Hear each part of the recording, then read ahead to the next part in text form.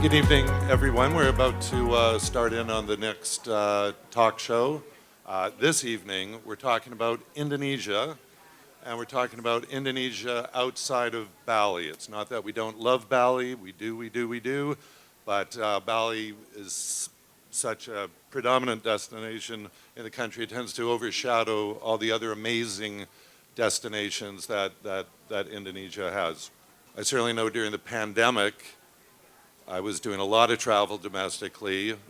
I visited Sumba, which is an amazing island. Belitung, we talked about Belitung before. Just phenomenal area. Banda Neira, Raja Ampat. I mean, the list really does go on and on. This evening, for the next 40 minutes or so, we just want to talk about some of the upcoming destinations that you might want to be looking out for in the year ahead. And we're fortunate to have with us Ibu Dhani from Markland International, which has just opened a beautiful new resort on Pulau Samosir. We have Erastus, who's the CEO and founder, I believe, of Art Hotel, who comes with his own fan club. That's good to know. Who'll be talking more generally about macro issues of how to develop new destinations, considering infrastructure and other such issues. And finally, we have Pa Masri from Marriott, also with his own fan club. Where are my people? And Marriott as well has very exciting news. There's 2 luxury collection properties that are opening up in the next few months. One will be in Flores at Labuan Bajo. The other one will be Lombok at Sireh Beach. Let's get it started. I think we'll talk with Ibu Dhani first to discuss the new resort on Pulau Samosir. It's also worth mentioning in passing that Lake Toba ended up on the New York Times 52 places to go in 2024. So that's kind of a big deal. It's also one of the 5 super priority destinations in Indonesia. Okay. So anyway, Markland International has opened a beautiful new 5-star resort. It's the first 5-star resort on the island. So Ibu Dhani, please. Thank you. Thank you for the opportunity. It's very grateful for us to be able to present about Samosir, Lake Toba, particularly, and then also our new properties in Samosir. So let me again introduce myself. I'm Dhani, head of sales of Markland International. So recently we opened our new hotel in Samosir.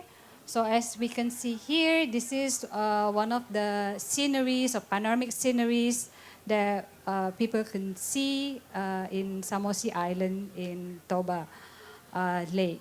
So going into the history of Lake Toba actually formed from the volcanic eruption 74,000 years ago. So after that massive eruption, so the rock formed Samosir Island. And then also from the destination, Samosir and Lake Toba as destination, offers everyone and then also visitors panoramic sceneries such as this. This is Holbung, Bukit Holbung we call it, or also known as Bukit Teletabis. Very stunning view. Everywhere you see, you'll find like very beautiful view. But then also this, also part of the Holbung, Bukit Holbung. And then down, you can see also part of the Lake Toba. So it's very massive island, we can say. It's 640 square kilometers. So almost as big as Singapore. Wow. Singapore is 740 square kilometers, right? So it's very big, and then also the island, the lake itself, the length is 100 kilometers, and then the width is 30 kilometers. Yeah. And you were saying earlier that the elevation is about 1,000 meters? 1,000, yes. So the Yeah. The climate is relatively cool. Climate is very pleasant. It's not too cold. It's also not hot. Very pleasant. So it's a very pleasant destination. That's why it's also one of the 5 premium destinations of Indonesia. And then also UNESCO has a geopark in Samosir Island where it tells all the history of history and fact findings about the islands and then also about the lake. So this is one of the view from up the hill, one of the hills. So we can find like many hills there, and then also waterfalls, like tons of waterfalls in Samosir Islands. So this destination, other than sceneries, also offers the heritage, the culture of Batak. Very interesting to learn about the culture of Batak and then also about the history.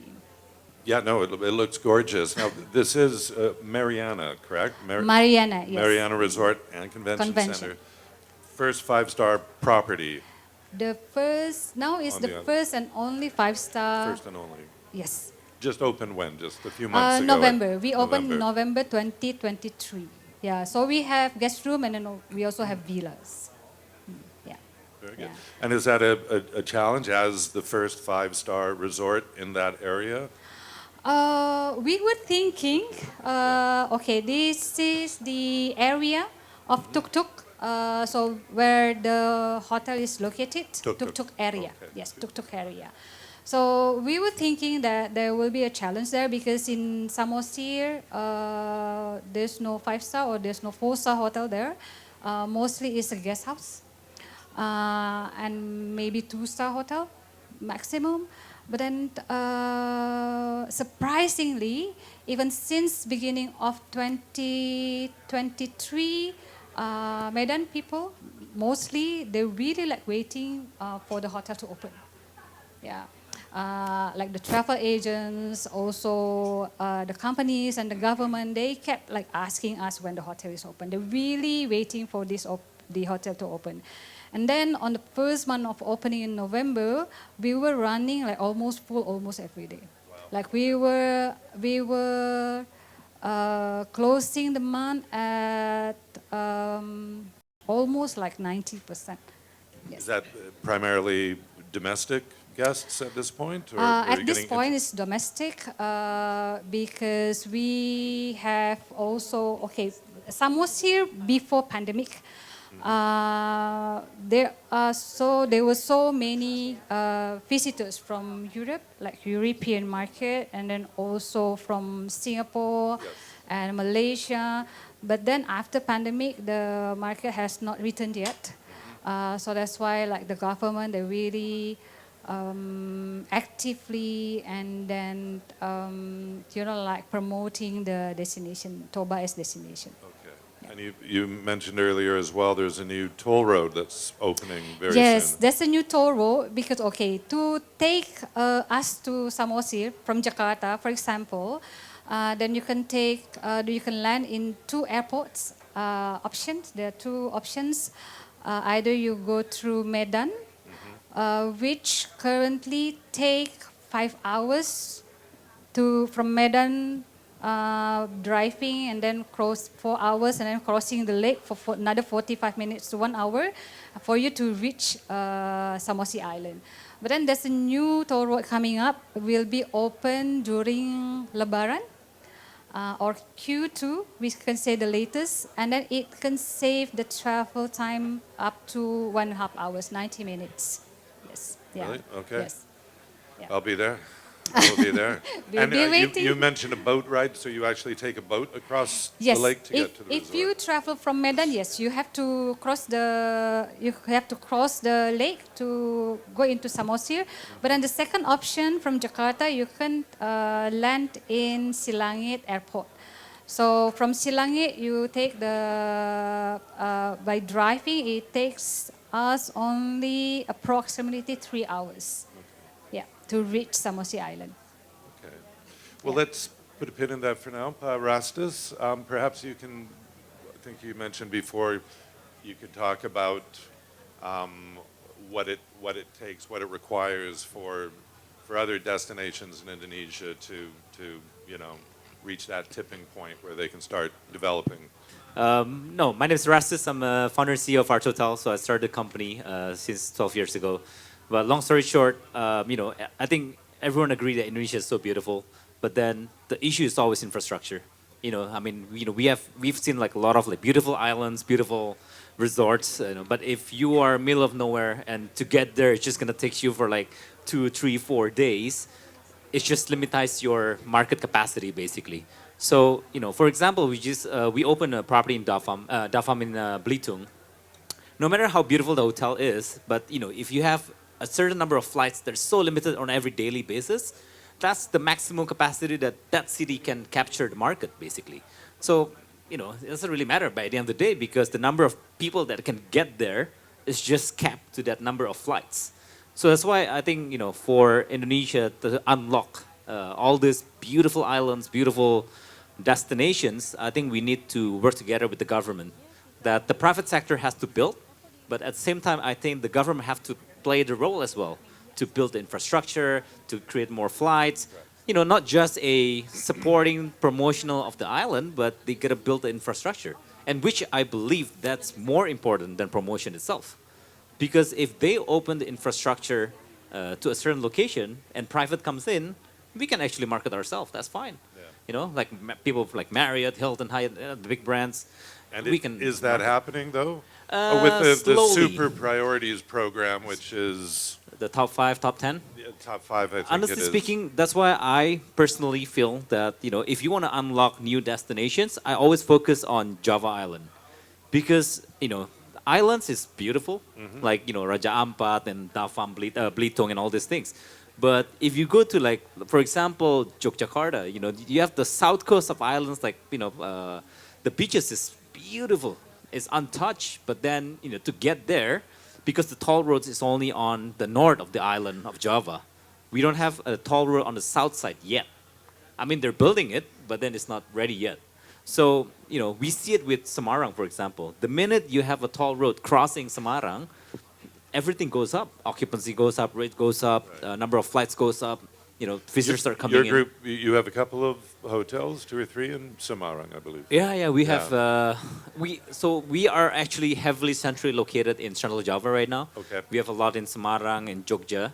Another example, for example, we just opened a cabin, our total cabin in Bromo, in a mountain. It's only like 20, 30 cabins, but it's easily occupied because there's a toll road to get there. So I think to unlock a destination is a beautiful property is just one component, but you need a perfect infrastructure to be able to unlock the market capacity. I mean, that's my notes, I guess. Absolutely. So you're obviously bullish on Java. Are there any destinations in particular that you see ready to Within hit Java prime time? or Well, within Java or elsewhere, but to be honest with you, I always believe that Central Java has an edge compared to anywhere else because, I mean, it's in the center. So you can capture it's halfway from beautiful. west and capture halfway from the east. Yeah. The west people can come, the east people can come. It's only like, 5-6 hours drive with a toll road. And, if you want to talk about islands, I mean, any untouched island is beautiful, right? Any untouched beaches is beautiful. Any untouched mountains is beautiful. But it's just a matter of how you can make it a bit more commercial. Sure. Okay. Good. Well, maybe it's time to talk about Labuan Bajo, Pak Mazri. So this will be the you'll have to say the word for it. Sorry, Taktana. Taktana. You heard it here first. So Taktana, which will be the second Luxury collections. collection property in Indonesia, Indonesia, after Laguna and Bali, I believe. Correct. Yes. Okay.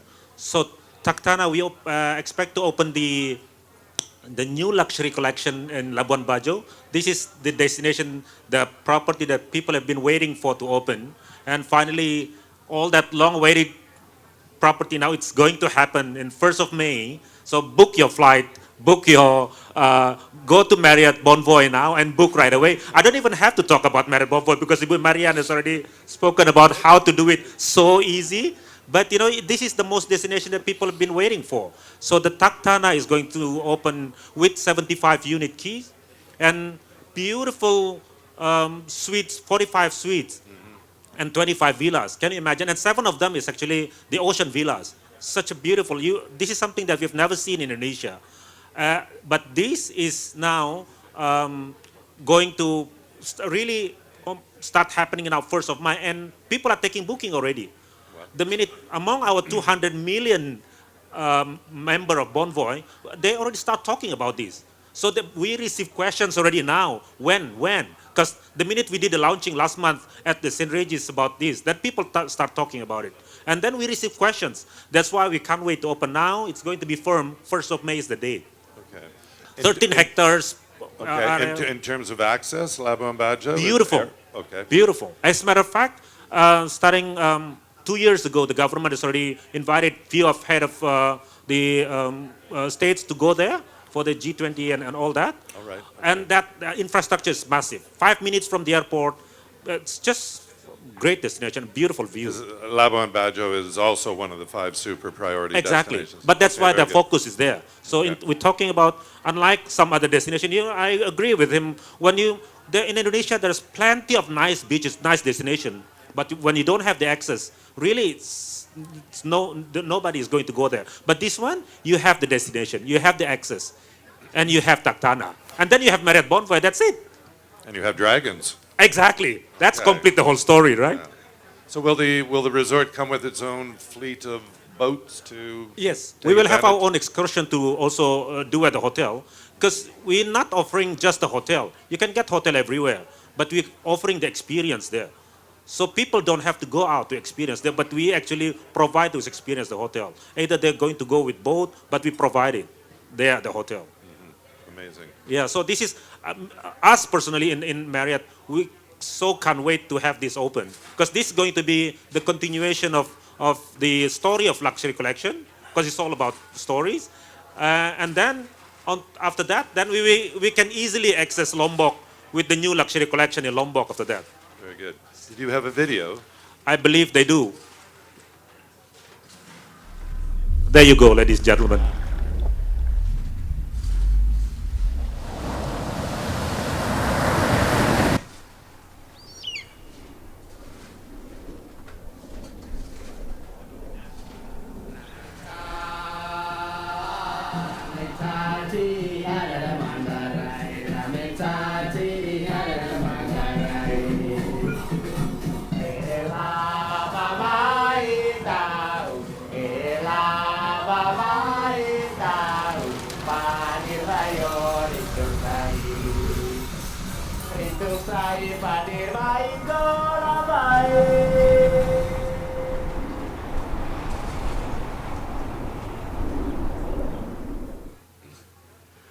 Give a big applause to Taktana.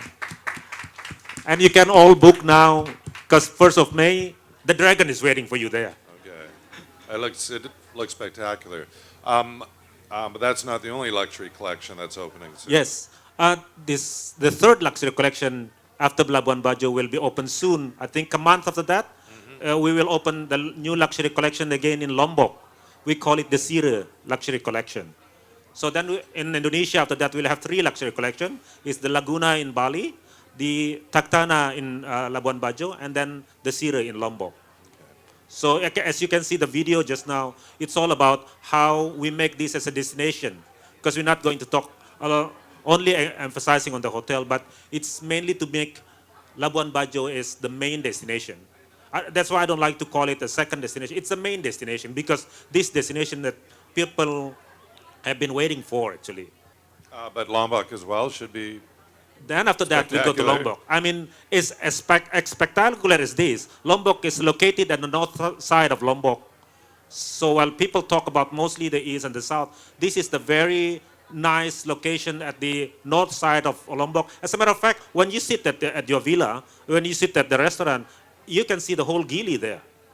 Oh, okay. So it's just that is the main view. You don't even have to go, you can see the whole there. So it's beautiful view, and the owner is having, now going to make a jetty there so that people can use seaplane to go there as well. Yeah, so people have options. You know, you can either use boat or seaplane or the main normal airport as well. But this is also another destination that has been quite mature. The infrastructure is very strong. Having just the right product and the right location that's the key. Very good. Well, I mean, they all sound like amazing properties, so I hope people will start booking right away. Anything else? Dhani, would you like to add anything about the actual the rooms or? So for the Hotel Marian itself, we have five-star facilities, of course, you know, like we have spa from Five Elements, the one in Ubud. And then we have convention center. This can cater up to 1,000 people. And then we have villas. We have also our own boat, which can be rented for guests to explore the lake. Because there are also water flow in lake. And then we also have jet ski for the water exercise. So yeah. So many options, and then also adventure experience for guests to stay in our hotels. Well, that's a lot of food for thought. Thank you. I can open the floor now to anyone in the audience who might have any questions. Oh, yes. Good evening. My name is Bayu from Fortune Indonesia. First, maybe the question for all: what's your opinion about the? Is Indonesia now ready to accept the foreign tourists now, according to your business? And the second question is, what are you doing to ensure ESG issues or sustainability in your business? And special for Mr. Eri, what makes you confident in this Rockstar program? And how can this program support their total business? Thank you. Well, in terms of readiness, I think Indonesia is like our culture is hospitality culture to begin with, very similar to Thailand, I guess. But then I think the biggest difference between us and Thailand that we have a very diverse culture compared to Thailand. We're very diversified, and yet unity, right? So I think in terms of readiness, I think Indonesia has been ready from day one, to be honest with you. ESG, okay. So ESG is very important because ESG is not just a sustainability, but it's just how you combine the whole business model to become your profitability center, but you need to be aware of the social functions. You need to be aware of your waste management, not just saving electricity just to save your costs on your utility. No, but you gotta give impact back. You gotta be able to support the local community, UMKM. That's very important. Instead you buy, for example, instead you buy chicken from the big producer, you buy the local one. Why you buy the local one? Because they are closer to your hotel. Means that you can have a better quality, less time of the logistic as well, and therefore you're actually helping the local community. You're getting the better chicken, a better cost because it's of the proximity. Therefore, you can have a lower cost of your hotel and you can make more profit. So you gotta be able to connect between sustainability and profit, because ESG is not a charity program. ESG is actually the fundamental of the company. So you need to be able to incorporate the ESG component, not just for story or for marketing, oh, I'm helping this village or whatever. No, it's about connection between your profit all the way to your revenue center as well. Last, Rockstar, right? So, we try, to be honest with you, I'll be frank, Bonvoy is the best. I mean, I myself is a Bonvoy user, I mean, Chris, come on, you gotta vouch for me, right? So, Bonvoy is one of the best. I mean, in terms of program, they are learning so much from SPG. Anyway, Still a win-win. Sorry, industry jokes. Anyway, so we started our own membership program. Why? Because right now we have 106 hotels across Indonesia and 106. And then we have domestic travelers that is so big within our country that goes around and round and round to each city, to its hotels. And they need to be rewarded. And the only way to make sure that we can communicate with our travelers is through membership program or reward program, we call it, experience driven, right? Because we have multi brands. We have our Total, Max One, Dafam, Rooms in Kiryat, and we need to have one currency that can speak to all. And every travelers, they always want to have tendency to stay in a place that they know. At least cleanliness is guaranteed, service is guaranteed, breakfast is good, Wi-Fi, internet good, good AC, hot water working. That's the basic of hotel. Experience is going to be an add-on after that, right? So we need a distribution system program that can cover it all across Indonesia.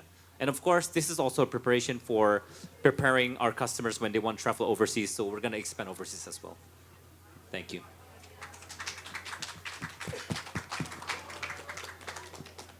If I can add to that, Chris, talking about from our side, if the question is, are we ready? Is Indonesia ready? We are so much ready now. We more than ever before. We are so ready in terms of welcoming the international market to us. Because long time back, the people is ready. The infrastructure was a challenge. Now you have both. The infrastructure is much better now. The people are more hospitable. They understand the market, both market, either the Gen Z market or the current market. We are more prepared than ever before now. That's why we are preparing all our program to be able to accommodate both market actually in the adult market, the existing market, the Gen Z market, even the alpha market now.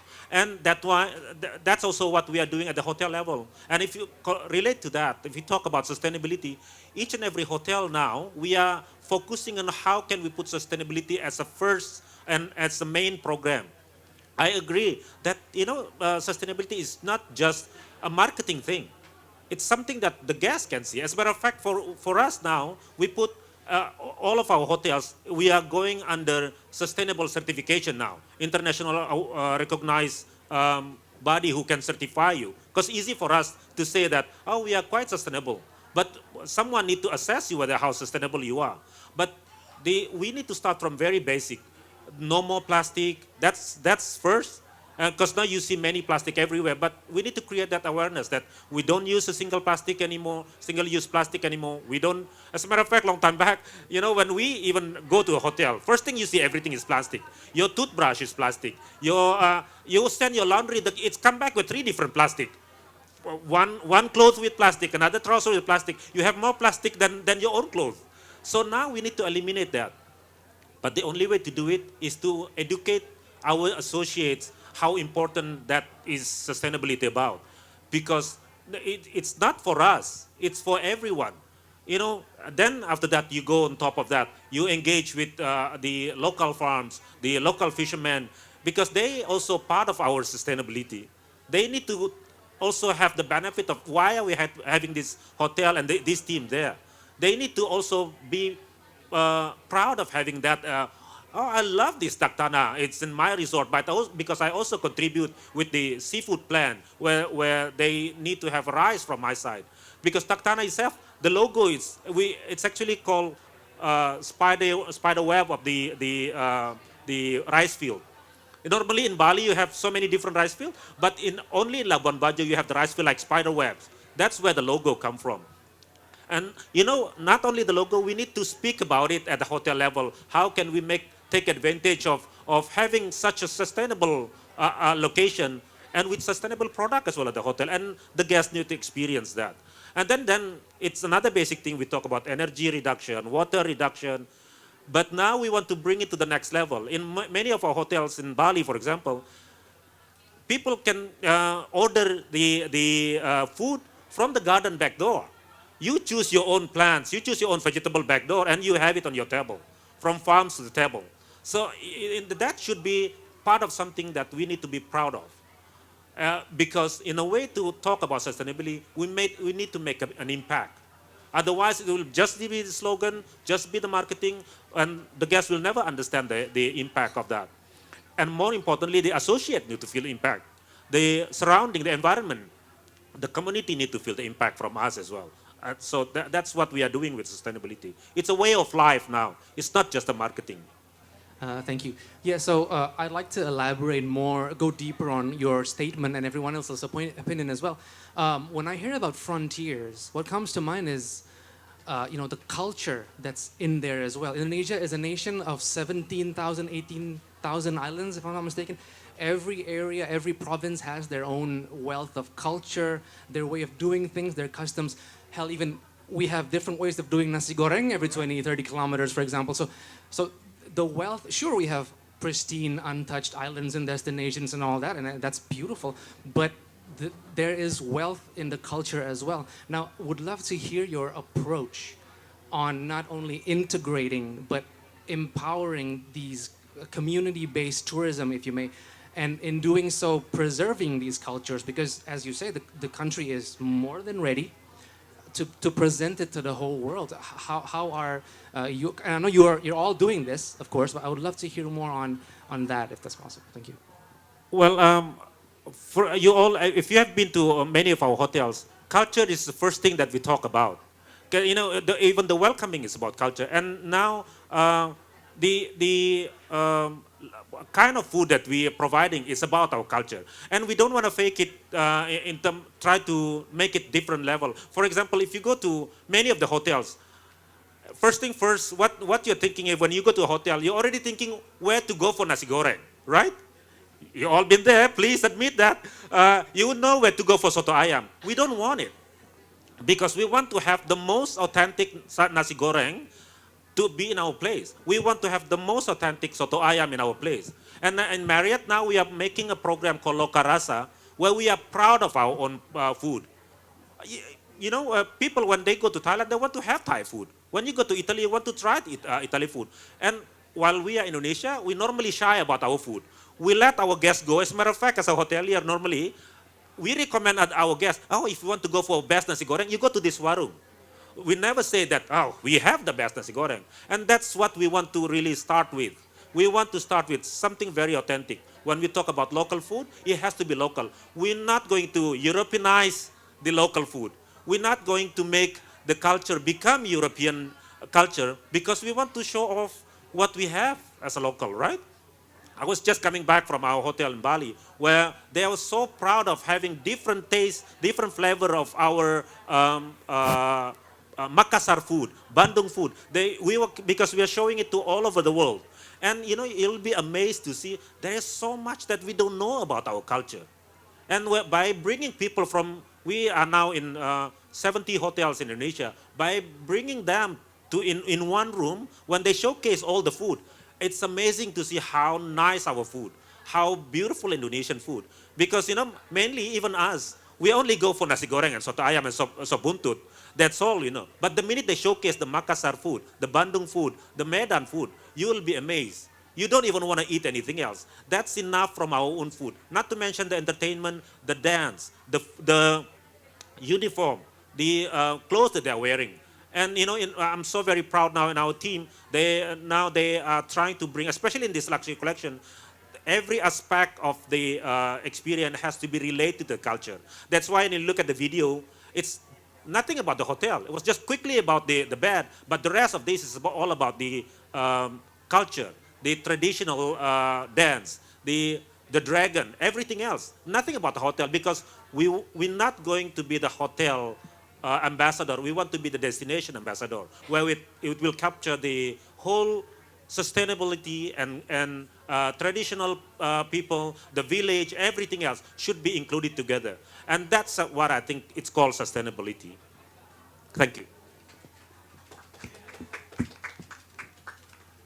And have you found, though, just as a follow-up question, that is an easier thing to do in a destination like Labuan Bajo, for example, as opposed to, say, Bali, where there's already massive tourism infrastructure and hundreds and hundreds of other properties, but here it's a more isolated locale. Is it easier to build connections with community, with local vendors, with local fishermen, with... In a way, it's much easier to go that way.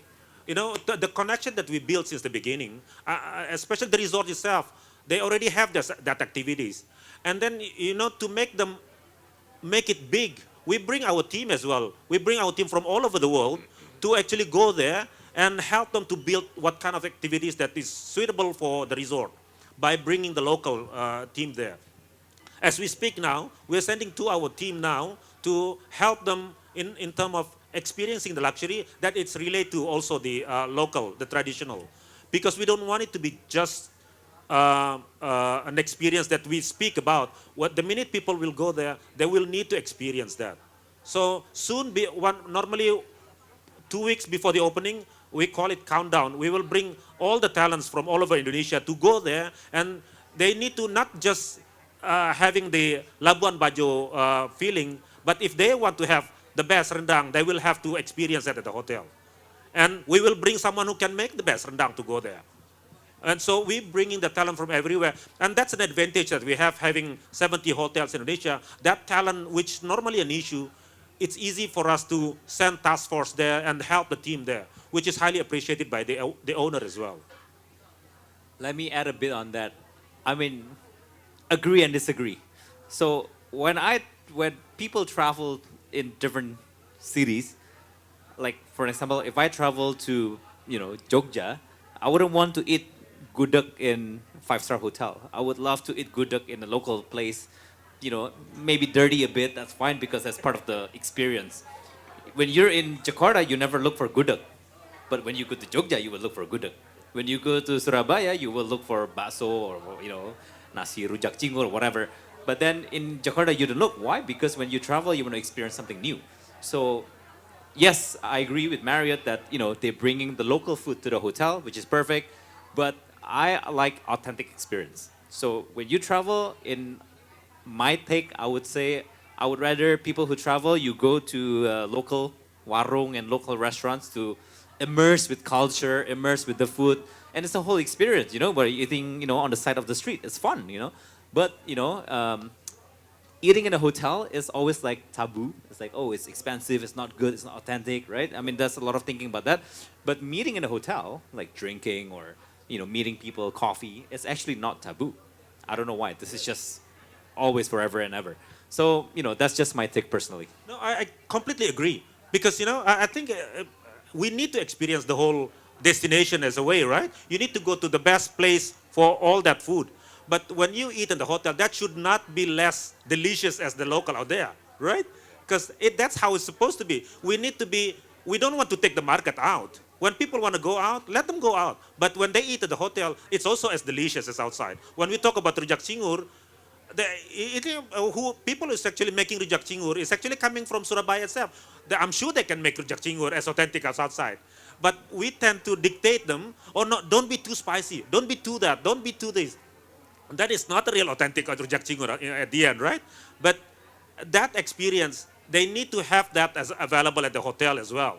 They can go outside, they can go to Borobudur, they can go anywhere. But when it comes to the hotel, the experience should not be less delicious than outside. Okay, well, let's leave it at that. Thank you all very, very much. Thank you Let's so have much, a Chris. Thank you so hand much. for our panelists. And I hope everyone has some ideas of where they're going to be traveling domestically in the next few months. Okay, thank you, everyone.